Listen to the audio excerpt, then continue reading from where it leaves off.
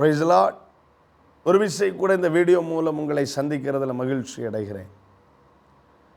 மனுக்குல பாவ பரிகாரத்துக்காக இயேசு சிலுவையிலே அடிக்கப்பட்டவராய் தொங்கிக் கொண்டிருக்கிற அதே நேரத்தில் இயேசு கிறிஸ்து பேசின சில வார்த்தைகளில் 7 வார்த்தைகள், அதில் 2வது வார்த்தையை குறித்து நாம் கவனிக்கிற பொழுது லூக்கா 23வது அதிகாரம் அதனுடைய 43வது வசனத்தை நாம் கவனிக்கிற பொழுது லூக்கா 23:43 இயேசு அவனை நோக்கி, இன்றைக்கு நீ என்னுடனே கூட பரதீசில் இருப்பாய் என்று மெய்யாகவே உனக்கு சொல்லுகிறேன் என்றார். இந்த தருணத்தில் இயேசு கிறிஸ்து பிதாவை இவர்களுக்கு முன்னியும் தாங்கள் செய்கிறது என்னென்று அறியாதிருக்கிறார்கள், ஜெபிக்கிறார். அதன் பிற்பாடு இயேசு சிலுவையில் தொங்கியிருக்கிற அதே நேரம் 9 மணிக்கு பிறகு, அதாவது காலை 9 மணிக்கும் நம்முடைய நேரத்துக்கு மதியானம் பிற்பகல் 12 மணிக்கும் இடைப்பட்ட நேரத்தில் இயேசு கிறிஸ்துவோடு சிலுவையில் அறையப்பட்டிருந்த ஒரு திருடன், கள்ளன், அவரை பரிகாசம் பண்ணுகிறான். மற்றொரு திருடன் அவனும் இயேசுவை கடிந்து கொள்ளுகிறான். ஆரம்பத்தில் வித்தியாசமாக பேசுகிறான். ஆனால் அவன் சடுதியிலே அந்த திருடனை, மற்றொரு திருடனை கடிந்து கொண்டு மனம் திரும்புகிறதை பார்க்க முடிகிறது. லூக்கா 23வது அதிகாரம் 39 முதல் 42 வரை உள்ள வசனங்கள் அதை சொல்லித் தருகிறது. வாசிக்கிறேன். அன்றியும் சிலுவையில் அறையப்பட்டிருந்த குற்றவாளிகளில் ஒருவன், நீ கிறிஸ்துவானால் உன்னையும் எங்களையும் ரட்சித்துக்கொள் என்று அவரை இகழ்ந்தார். மற்றவன் அவனை நோக்கி, நீ இந்த ஆக்கினைக்குட்பட்டவனாயிருந்தும் தேவனுக்கு பயப்படுகிறதில்லையா? நாமோ நியாயப்படி தண்டிக்கப்படுகிறோம். நாம் நடப்பித்தவைகளுக்கு தக்க பலனை அடைகிறோம். இவரோ தகாததொன்றையும் நடப்பிக்கவில்லையே என்று அவனை கடிந்து கொண்டு இயேசுவை நோக்கி, ஆண்டவரே, நீர் உம்முடைய ராஜ்யத்தில் வரும்போது அடியேனை நினைத்தருளும் என்றார். இங்கே தன் மரண விளிம்பில் நிற்கிற ஒரு மனிதன், குற்றவாளி, அவரை ஒத்துக்கிட்டார். நாம் நடப்பித்தவைகளுக்கு தக்க பலனை அடைகிறோம், நியாயப்படி தண்டிக்கப்படுகிறோம் அப்படின்னா அவர் ஒரு குற்றவாளி. தன் மரணத்திற்கு முன்பாக மனம் திரும்புகிற ஒரு அதிசயமான அழகான காட்சியை இந்த வேத வசனம் நமக்கு கற்றுத்தருகிறது. யார் இந்த குற்றவாளிகள்? 2 பேரும் கள்ளர்கள், இயேசுவோடு அறையப்பட்டவர்கள். இவர்களை இயேசு கிறிஸ்துவோடு அறைந்திருக்கிறார்கள். இவங்களுக்கு கொடுக்கப்படுகிற பெயர் கிரிமினல்ஸ், குற்றவாளிகள். 39வது வசனம் சொல்லுது, அன்றியும் சிலுவையில் அறையப்பட்டிருந்த குற்றவாளிகளில் ஒருவன். அப்போ 2 பேரையும் பைபிள் குற்றவாளிகள் அப்படின்னு அழைக்கிறது. அதற்கு இங்கே பயன்படுத்தப்பட்டிருக்கிற கிரேக்க வார்த்தை காக்கூர்கோய் என்கிற ஒரு வார்த்தை. அதனுடைய அர்த்தம் தீய செயல்களை செய்கிறவர்கள், தீயவைகளை நடப்பிக்கிறவர்கள், ஈவில் டூயர்ஸ். மற்ற எழுதின சுவிசேஷத்தின் அடிப்படையில் 27வது அதிகாரம் 38வது வசனத்தில் நம்ம பார்க்குறோம். மத்தேயு அதனுடைய 27வது அதிகாரம் அதனுடைய 38வது வசனத்தில், அப்பொழுது அவருடைய வலது பக்கத்தில் ஒருவனும் அவருடைய இடது பக்கத்தில் ஒருவனுமாக 2 கள்ளர் அவரோட கூட சிலுவைகளில் அறையப்பட்டிருந்தார்கள். இங்கே சொல்லப்பட்டிருக்கிறது ஒரு கிரேக்க வார்த்தை லெஸ்டல் அப்படின்னா அதனுடைய அர்த்தம் திருடுகிறவர்கள், கலகம் பண்ணுகிறவர்கள் அப்படின்னு அர்த்தம். கலகம் பண்ணுகிறவர்கள், அல்லாவிட்டால் திருடுகிறவர்கள். அன்னைக்கு சிலுவை மரணம் உண்மையிலேயே யாருக்கு கொடுக்கப்படுது? சாதாரணமாக திருடுறவங்களுக்கு அல்ல.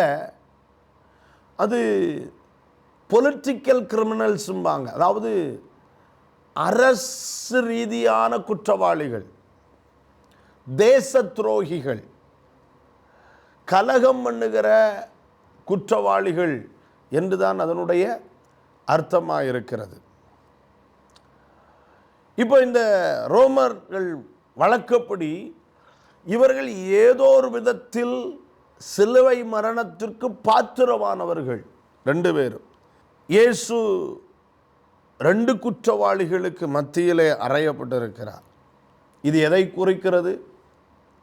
ஏசாயா 53வது அதிகாரம் 12வது வசனத்தில் நாம் வாசிக்கிற வசனத்தின்படியே அவர் தன்னுடைய ஆத்துமாவை மரணத்தில் ஊற்றி அக்கிரமக்காரரில் ஒருவராக எண்ணப்பட்டு அநேகருடைய பாவத்தை சுமந்து தாமே சுமந்து என்று வேதம் சொல்லுது.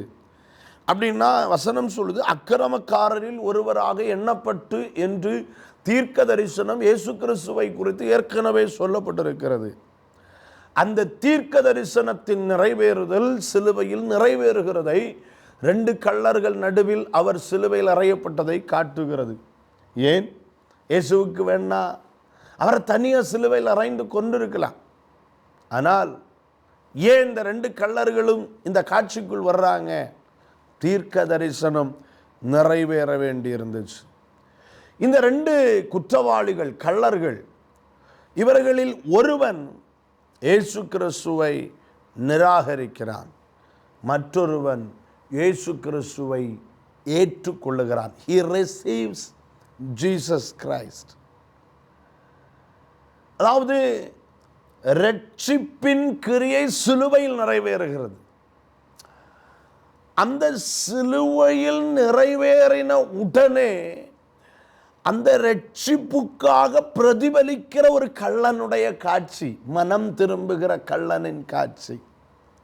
வசனம் சொல்லுகிறது, உலகத்திலே வந்து எந்த மனுஷனையும் பிரகாசிப்பிக்கிற ஒளியே, அந்த மெய்யான ஒளி சிலுவையில் வைத்தும் அந்த மெய்யான ஒளி ஒரு கள்ளனை, ஒரு மரண தண்டனை கைதியை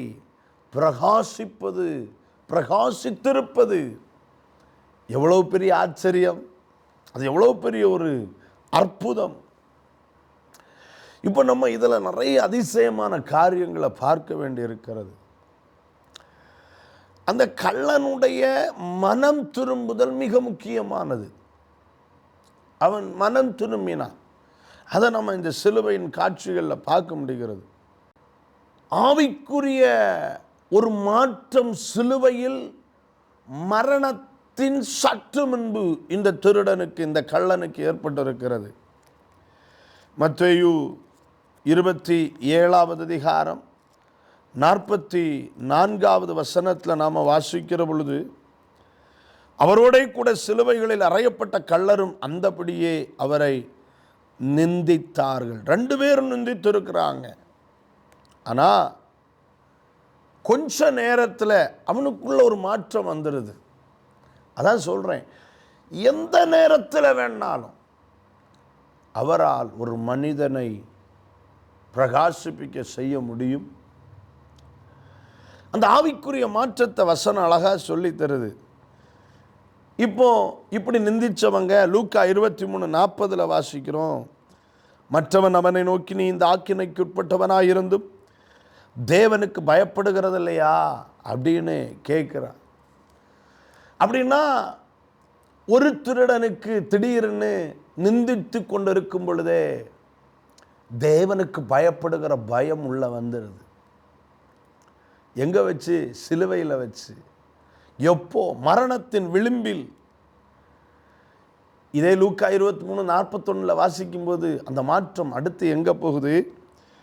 நாமோ நியாயப்படி தண்டிக்கப்படுகிறோம், நாம் நடப்பித்தவைகளுக்கு தக்க பலனை அடைகிறோம், இவரோ தகாததொன்றையும் நடப்பிக்கவில்லையே என்று அவனை கடிந்து கொண்டு அவன் தன் குறைகளை அறிக்கையிடுகிறான். தன்னுடைய செயலை கன்ஃபஸ் பண்ணுறான். He admits his guilt before Christ.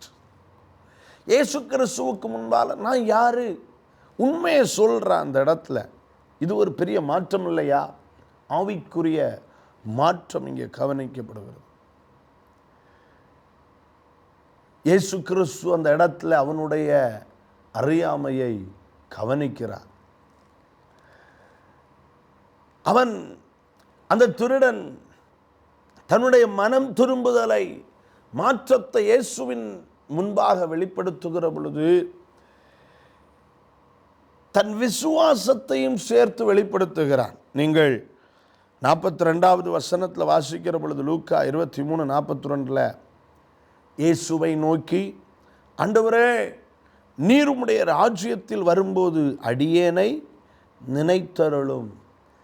Remember me, என்னை நினைத்தருளும் அப்படின்னு சொல்றது சாதாரண வார்த்தை இல்லை. விசுவாசம் இல்லாதவனுக்கு இந்த வார்த்தை வராது. அவன் மனம் திரும்புதலின் வெளிப்படுத்துதலை, அதாவது மனம் திரும்புதலை வெளிப்படுத்துகிற பொழுது அவன் தன்னுடைய விசுவாசத்தையும் சேர்த்து வெளிப்படுத்துகிறான். இதுதான் உண்மையான மனம் திரும்புதலாக வேதம் கற்றுத்தருகிறது. நான் யார் என்கிறதை முதலில் நிச்சயப்படுத்த வேண்டும். இவன் நிச்சயப்படுத்துகிறான். என்னிடத்தில் தவறு இருக்கிறது, நான் தண்டிக்கப்படுவது அநியாயம் அல்ல, இது நியாயப்படி தான் தண்டிக்கப்படுறேன். அறிக்கை எடுக்கிறான். நான் பாவிதான், நான் தவறு செய்தவன் தான், நான் குற்றவாளி தான். விசுவாசம் மேலோங்கி வருகிறது. ஆனாலும் கர்த்தாவே நீர் நினைத்தருளும், ஏன்னா நீர் நினைத்தருள வல்லமை உள்ளவர் என்பதை அந்த திருடன் இயேசுவுக்கு முன்பாக அறிக்கையிடுகிறான், ஜெபிக்கிறான். இப்போ இந்த விசுவாசமுள்ள மனம் திரும்புதல் பெரிய ஒரு பலனை அவனுக்கு கொண்டு வருகிறது. இயேசு என்ன சொன்னார்? நீங்கள் கவனித்து பார்த்தால் அங்கே பார்க்க முடியும். 43வது வசனத்தில், லூக்கா 23:43 இயேசு 2வது வாயை திறந்து சொன்ன வார்த்தை, இயேசு அவனை நோக்கி, இன்றைக்கு நீ என்னுடனே கூட பரதீசில் இருப்பாய் என்று மெய்யாகவே உனக்கு சொல்லுகிறேன். அந்த மெய்யாகவே என்கிற வார்த்தையினுடைய அர்த்தம் என்ன தெரியுமா? ஆமேன். அது பலமான உறுதிப்படுத்துதலை காட்டுகிறது. இவன் கேட்கிறான், என்னை நினைத்தருளும். அவர் சொல்றார், ஆமேன், அப்படியே ஆக கிடவது. பலமா உறுதிப்படுத்துறார். அவனுடைய கடைசி கட்டத்தின் விசுவாசத்தை தேவன் நிராகரிக்கவில்லை. அந்த கடைசி கட்ட நேரத்தின் அவனுடைய விசுவாசத்தையும் தேவன் கனப்படுத்துகிறார். அதை ஏற்றுக்கொள்ளுகிறத பார்க்க முடிகிறது. இது மாற்றமில்லாத தேவனுடைய ஒரு கிரியையை வெளிப்படுத்துகிறது. சொல்லிட்டு அடுத்து சொல்றாரு, இன்றைக்கு, டுடே, இன்றைக்கு. அதுக்கு அர்த்தம் என்ன? உடனடியாக, நாளைக்கு அல்ல, ஃபியூச்சரில் இல்லை, எதிர்காலத்தில் அல்ல, இன்று, இப்போ. நீ மனம் திரும்பின இப்போ. தெய்வஜனமே, அன்பு சகோதர சகோதரிகளே, நீ யாருங்கிறத உணர்ந்து அவர்கிட்ட அறிக்கை பண்ணி அவரிடத்தில் விசுவாசம் வைத்து நீ கேட்பாய்னா, ரட்சிப்பு உனக்கு தூரம் அல்ல, ரட்சிப்பு ரொம்ப நெருக்கமாக இருக்கிறது, சமீபமாக இருக்கிறது. ரட்சிப்பு அவனுக்கு தாமதப்படவே இல்லை. Salvation is not delayed. இங்க ரட்சிப்பு என்பது ஒரு சுத்திகரிப்புக்கு பிறகு அல்ல அவனுக்கு கிடைச்சிச்சு. Not after purification, not delayed.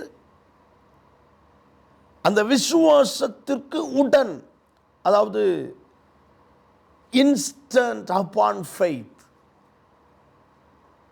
நீ விசுவாசிக்க கூடுமானால் ரட்சிப்பு உடனடியாக உனக்கு கர்த்தர் தர ஆயத்தமாக இருக்கிறார். அவர் சொல்றாரு, இன்றைக்கு என்னை நினைத்தருளும். இன்றைக்கு பதில் பார்த்தீங்களா? இயேசு நல்லவர், இயேசு பெரியவர், அவரால் மட்டும்தான் உன்னை ரட்சிக்க முடியும் என்பதற்கு இது ஒரு அடையாளம். அவர் சொல்லுகிறார், நீ என்னுடனே கூட பரதீசில் இருப்பாய். அந்த பரதீஸ் என்கிற வார்த்தை வேதாகமத்தில் பல விஷயங்களை காட்டுகிறது.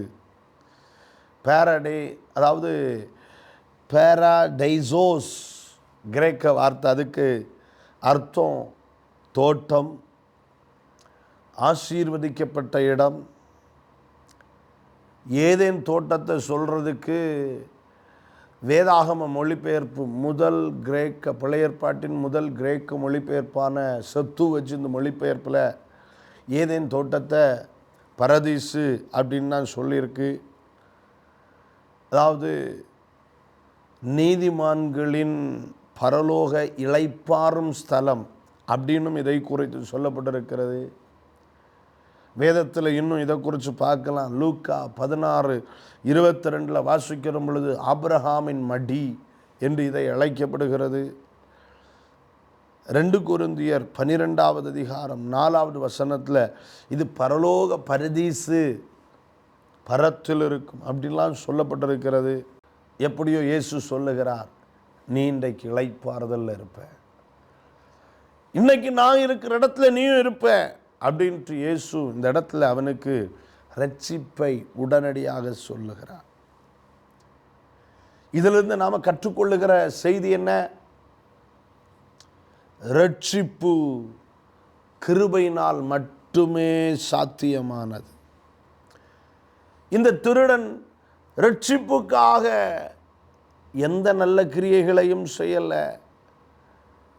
அவன் இந்த இடத்துல ஞான சத்தியத்துக்கு கூட உட்படலை. அது வேற சத்தியம் இருக்குது, நம்ம அதுக்குள்ளே போகல. ஆனால் ரட்சிப்பு ரொம்ப அவசியம், அதுக்கு இதை முக்கியத்துவப்படுத்துகிறோம். எந்த மத சடங்குகளுக்கும் அவன் நேரத்தை செலவழிக்கல, அது அவனுக்கு முடியவும் செய்யாது. இருப்பினும் இயேசு அவனுக்கு ரட்சிப்பை வாக்கு பண்ணுகிறார். இது எதை வெளிப்படுத்துகிறது தெரியுமா? எபேசியர் 2வது அதிகாரம் 8-9 வசனம் சொல்லுகிறபடி ரட்சிப்பு என்பது கிருபையினால் மட்டுமே. கிருபையினாலே விசுவாசத்தை கொண்டு ரட்சிக்கப்பட்டீர்கள். இது உங்களால் உண்டானதல்ல, இது தேவனுடைய ஈவு. ஒருவரும் பெருமை பாராட்டாதபடிக்கு இது கிரியைகளினால் உண்டானது அல்ல என்று வசனம் சொல்லுகிறது. வேற நம்ம இந்த 2வது வார்த்தையிலிருந்து கற்றுக்கொள்ளுகிறது என்ன? ஒன்று, ரட்சிப்பு கிருபையினால் மட்டுமே சாத்தியம். 2வது, ரட்சிப்பு என்பது மரித்த உடனே. இந்த மனுஷனை பார்த்து சொல்றார் குற்றவாளிய, இன்றைக்கு நீ என்னுடனே கூட பரதீசில் இருப்பாய். ரைட் ஆஃப்டர் டெத், உடனே, இந்த மரணத்துக்கு பிறகு உடனே. அதுக்கு அர்த்தம் என்ன? மரணத்துக்கு பிறகு காத்திருக்கிற காலம் கிடையாது. No waiting period after our death. ரட்சிப்பு என்பது இம்மீடியட் ஆக்ஷன் ஆஃப்டர் டெத். அதாவது நம்முடைய ஆத்துமாவுக்கு ஒரு என்ன சொல்றது, அப்படியே அது கைவிடப்படுகிறதும் இல்லை, காலம் இல்லை, உடனே. உத்தரிக்கிற ஸ்தலம் என்கிற விஷயமும் இங்கே இல்லை. ரைட் ஆஃப்டர், இன்றைக்கு நீ என்னுடனே கூட பரதீசில் இருப்பாய். வஞ்சிக்கப்படாதிருங்கள். மரணத்துக்கு பிறகு உங்க ஆத்துமாவுக்கு ரட்சிப்பு கிடையாது. ஜீவனோடு இருக்கும் பொழுது ஒருவேளை நீங்க இந்த சத்தத்தை மரிக்கும் தருவாயில கேட்கலாம், இப்ப இயேசுவேன்னு கூப்பிடுங்க, என்னை நினைத்தருளும். திருடனுக்கு கை கொடுத்த தெய்வம் உனக்கும் கை கொடுப்பார். Immediate presence with Jesus Christ, அவரோடு கூட உடனடியாக தங்கியிருக்கிற ஒரு ஸ்லாக்கியத்தை கர்த்தர் அங்கே கொடுக்கிறத பார்க்க முடிகிறது. மாத்திரமா இந்த 2வது வார்த்தை எதை கற்றுத்தருது? இயேசு கிறிஸ்து நித்தியத்திற்கும் மேலாக அதிகாரம் உள்ள தெய்வம். He has authority over eternity. உலகத்தில் மட்டும் அதிகாரம் உள்ள தெய்வம் அல்ல இயேசு, உன் நித்தியத்தின் மேலும் அதிகாரம் உள்ளவர். அதனால்தான் அவர் நித்திய ஜீவனை வாக்கு பண்ணுகிறார். அதனால்தான் அவர் தெய்வீக அதிகாரத்தோடு பேசுகிறார். அவர் சிலுவையில் தொங்குகிற பொழுதும் அவர் ராஜாவாக செயல்படுகிறார். ராஜாவா சொல்றார் பாருங்க, இன்றைக்கு நீ என்னோடு கூட பரதீசில் இருப்பாய் என்று மெய்யாகவே உங்களுக்கு சொல்லுகிறேன். As a king, he declares, he proclaims and he answers. அழகா தெரியுது, ஒரு ராஜாவா இருந்து அவர் சொல்ற வார்த்தை ஒரு போர் சேவகனால சொல்ல முடியுமா? ஒரு பிரதான ஆசாரியனால சொல்ல முடியுமா?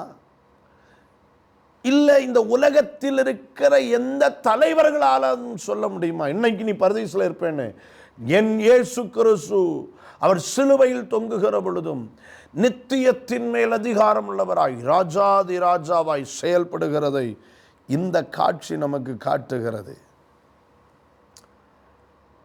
அடுத்து நம்ம பார்க்கணும்னா ரட்சிப்பு அப்படிங்கிறது அது தனித்துவமானது, ஒரு தனி நபருக்குரியது. இயேசு சொல்ல நீங்க எல்லாரும் இன்னைக்கு பரதேசில் இருப்பீங்க அப்படின்னு சொல்ல, இன்றைக்கு நான் ரட்சிப்பின் கிரியை நிறைவேற்றி இருக்கிறேன். இந்த ரட்சிப்பின் கிரியைக்கு ரெஸ்பாண்ட் பண்ற, பிரதிபலிக்கிற, விசுவாசத்தை வெளிப்படுத்துகிற நீ இன்றைக்கு என்னோடு பரதீசில் இருப்பாய். இயேசு கிறிஸ்து சிலுவையில் உன் பாவ பரிகாரத்துக்காக, சாப பரிகாரத்துக்காக, நீ செய்த எல்லாவற்றிற்காகவும் அவர் பரிகாரத்தை உண்டு பண்ணி இருக்கிறார்னு நீ விசுவாசிக்கிறேன்னா, அந்த விசுவாசத்தை இயேசு கிறிஸ்துவின் இடத்துல எப்போ நீ வெளிப்படுத்துறியோ அதே நிமிடத்தில் உண்மையில கர்த்தர் தம் ரட்சிப்பை விளங்க பண்ணுகிறார். ரட்சிப்பு குடும்பத்திற்குரியதல்ல, ரட்சிப்பு தனிநபருக்குரியது. நீ இன்றைக்கு என்னுடனே கூட பரதீசில் இருப்பாய் என்று வார்த்தை சொல்லுகிறது. நாம் என்ன செய்யணும்? ஒரு கைவிடப்பட்ட தண்டனையிலும் இருந்து, நம்ம மொழியில் சொன்னால் எல்லாம் எல்லை மீறி போயிட்டு இனி நம்பிக்கை இல்லை என்று சொல்லப்படுகிற திருடனுக்கும் ஒரு நம்பிக்கையை இயேசு உண்டு பண்ணினார். ரட்சிப்புக்கு யாரும் தூரமானவர்கள் அல்ல. மரித்து கொண்டிருக்கிற குற்றவாளியும் ரட்சிக்கப்படுகிறார். 2வது, மனம் திரும்புதலுக்கான அவசரம் ஏன் தெரியுமா? வாழ்க்கை என்பது நிரந்தரம் இல்லாதது, வாழ்க்கை என்பது உறுதி இல்லாதது, வாழ்க்கைக்கு உத்தரவாதம் கிடையாது. Life is uncertain. எப்போ வேணாலும் எது வேணாலும் நடக்கலாம். Anything may happen at any time. No guarantee and no warranty for our life. So repentance is urgency. மனம் திரும்புதல் என்பது அவசரம். வாய்ப்புகள் எப்பொழுதும் வருவதில்லை, வாய்ப்புகள் எப்பவும் வராது. மனம் திரும்புகிறதற்கான செய்தியும் வார்த்தையும் வாய்ப்பும் சில நேரங்களில் வரும். பிடித்துக்கொள், இப்பொழுதே அது வந்திருக்கிறது. ரட்சிப்பு என்பது பெரிய விஷயம், பெருசா கஷ்டமுள்ள ஒரு விஷயம் அல்ல. ரட்சிப்பு என்பது ஒரு மதத்திற்குரியதும் அல்ல. ரட்சிப்பு என்பது சடங்கும் அல்ல. ரட்சிப்பு என்பது இயேசு கிறிஸ்துவில் நீ வைக்கிற விசுவாசம். ஒரு திருடன் தன் வாழ்க்கையின் விளிம்பில் குற்றவாளி மரித்து கொண்டே இருக்கிறான். Any time he may die. அந்த நேரத்திலும் அந்த திருடன் விசுவாசம் வைக்கிறான், ரட்சிக்கப்படுகிறான். உனக்கான வாய்ப்பு இப்பொழுது வருகிறது. ரட்சிக்கப்படுவாயோ? இயேசுவின் மேல் விசுவாசம் வைப்பாயோ, நீயும் ரட்சிக்கப்பட கர்த்தர் அருள் செய்வார். God bless you all.